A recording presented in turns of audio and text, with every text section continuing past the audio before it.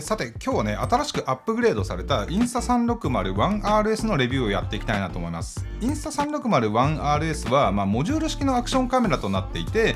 ミラーレスカメラのレンズを交換するような感覚で、いわゆるザ・アクションカメラみたいな超広角の滑らかな映像から、あとはね360度カメラの映像だったり、コンデジレベルの高画質な映像などを切り替えて撮影することができます。で、僕は普段ミラーレスカメラを使っているんですけど、たまに旅行とかでアクションカメラってね、やっぱどうしても欲しくなるんですよね。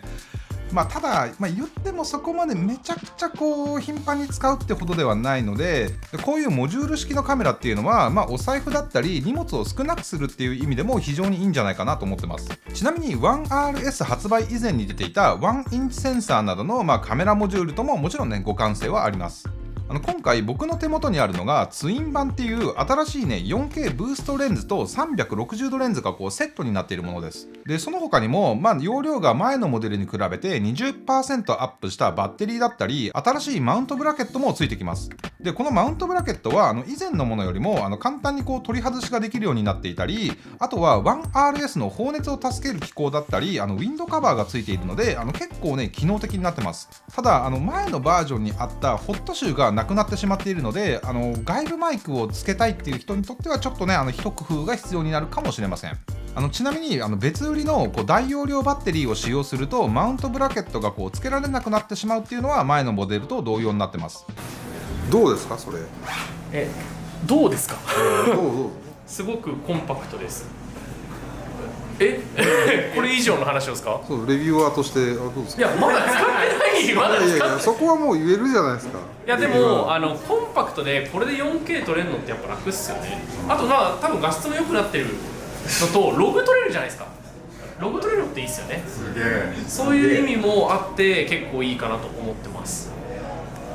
で 1RS の外観は、サイズ感も含めてね、ほぼ前のモデルと、見た目に大きな変化っていうのはそこまでありません。背面のモニターサイズなども大きな変化はなくって、でタッチ式のねモニターっていうのは、これはね相変わらずレスポンスも良くて、非常に画面のが小さい割にはですね、すごく操作はしやすいと思います。じゃあどこがアップグレードされているのかっていうと、中なんですよ。この CPU 部分っていうのがより高性能になったことで、カメラ内のソフトウェアで制御していた部分がより強力になりました。例えば手ブレ補正がさらに進化していたり、あとはオーディオ処理のアルゴリズムがより賢くなっているので、音質などが改善されてます。また Wi-Fi 経由でスマートフォンに動画を転送する速度っていうのも、最大 50% 高速化するなど、様々な部分でやっぱその性能の向上っていうのが見られます。で、今回僕はVlog 用途メインではあるんですけど、何度かねこいつを持ち出してテスト撮影をしてきました。フルサイズのミラーレスと比べて、やっぱり圧倒的に小型軽量なので、ボケ感を生かした、シネマティックな雰囲気っていうよりは、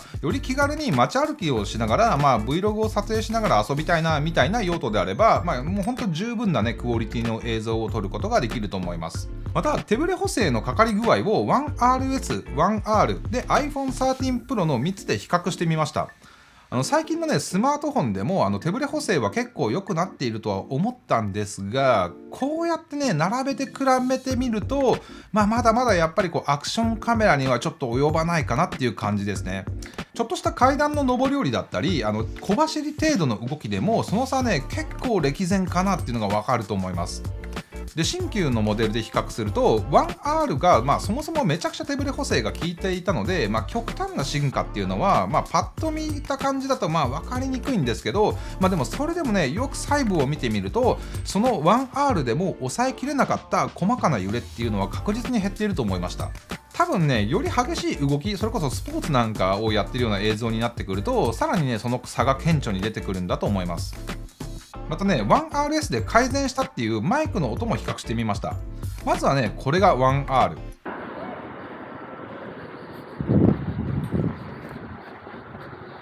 で、次が 1RS。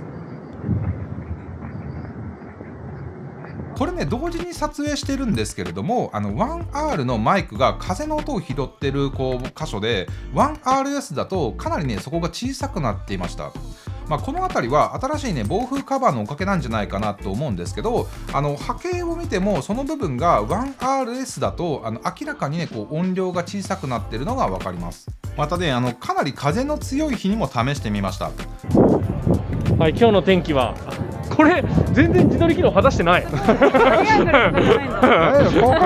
角だから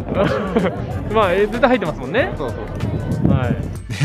映像からもねかなり風が強かったっていうのは伝わるかなと思うんですけど、さすがにこのレベルでクリアな音声を取ろうと思ったら、正直こう別売りのマイクアダプターを使用して、外部マイクを使った方がいいと思います。新しい 4K ブーストレンズは4800万画素の、ハーフインチサイズのセンサーを搭載していて、以前のものと比べても暗所性能が向上してます。で画角はね16mm の F2.4 となってます。超広角の単焦点レンズなので非常にこう Vlog の撮影はしやすいです。正直モニターを見なくても、なんとなく撮りたい方向にこうやってカメラを向けてれば、大体ねそのしっかり被写体っていうのはフレームに収まってます。また 4K のブーストレンズを使用することで録画中でも16mm から 50mm までデジタルズームをすることができます。超広角レンズ特有のねこう歪みを抑えて撮影したいという場合は、大体 21mm ぐらいまでズームすればね歪みをかなり抑えて撮影することができます。ただテストしていると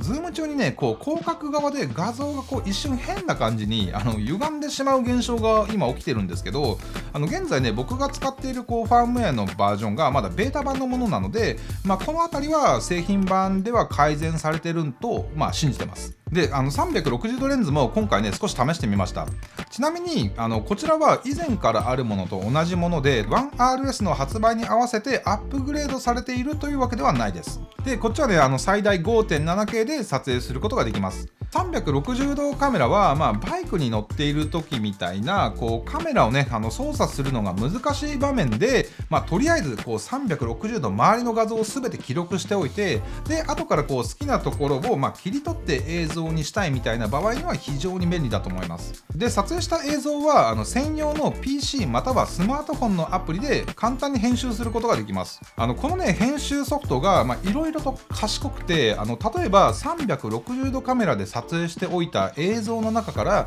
被写体をこうやって選択すると自動的でねトラッキングしてくれて、で常にその被写体が画面の中に収まっているっていう形の映像を簡単に書き出すことができます。でまたねアプリではTikTok だったりSNS とかで人気が出そうなね特殊効果チックな映像を作る方法が動画でねしっかりと解説されているので、こういった映像を友達なんかとね作ったりすると楽しいんじゃないかなと思います。はい、今日はね一般的な動画撮影モードの話に、終始してしまったんですけれども、インスタ 360-1RS では、撮影モードだけでもこれだけたくさんあって、で本当にねいろいろなタイプの動画や写真を撮影することができます。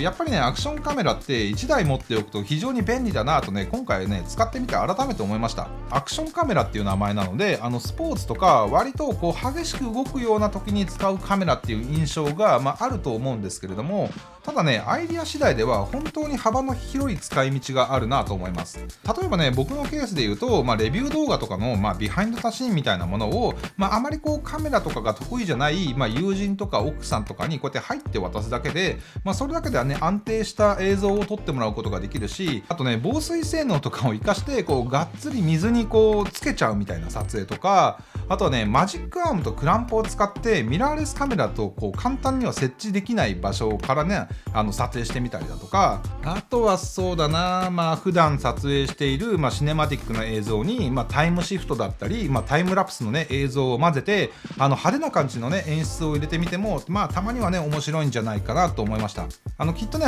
今後の僕の作品でも、そういった映像がちょいちょい出てくるんじゃないかなと思うので、そちらもねぜひ楽しみにしておいていただければなと思います。はい、それではね今回の動画は以上となります。ぜひねいいねとチャンネル登録まだの方はぜひお願いします。では、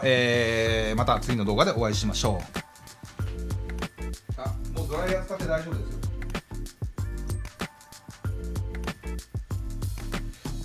やっぱ家で撮影してるとね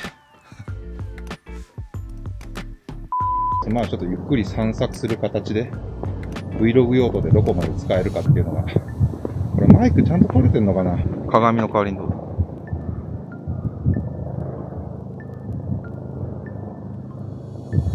怪しい人みたいな。何を食べるんですか？鬼ひもかばうどん。と舞茸の天ぷら。あ、いいね。美味しくご飯をいただいたんですけど、なんと現金がなくお金を払えず、今から現金を下ろしに行ってます。これが伊香保名物のえぐい数いるね。これなんだと思います？何ですかそれ。ティッシュケースなんですけど、これはメインの機能じゃない。どういうことですか。これは携帯できるゴミ袋なんです。はあ。ゴミ箱。じゃあレビューしてもらっていいですか。雑なのよ雑なのよ本日は、横浜中華街にて開催でございます。このツーショットすごいのに。確かにめちゃめちゃ珍しいですよね。絶対にないレアキャラ。レアキャラが、はい、ありがとうございます。でもこれ使うんですか？わかんない。